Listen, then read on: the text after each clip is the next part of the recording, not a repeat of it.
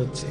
তারপর বলছে নৃত্যে যাহা যাহা পড়ে প্রভুর পদতল, শশাগোরা শৈলমোহী করে টলমল, টলমল করে গো, টলমল করে গো, মহাপ্রভুর পদ ভরে টলমল করে গো, মহাপ্রভু পদ ভরে টলমল করে গো, মনের আনন্দে ধরা টলমল করে গো, মনের আনন্দে ধরা টলমল করে গো, অঙ্গসেদ পুলকাশ্রু বসুবই বর্ণ, নানাভাবে বিবশ গর্ব হর্ষ দৈন্য।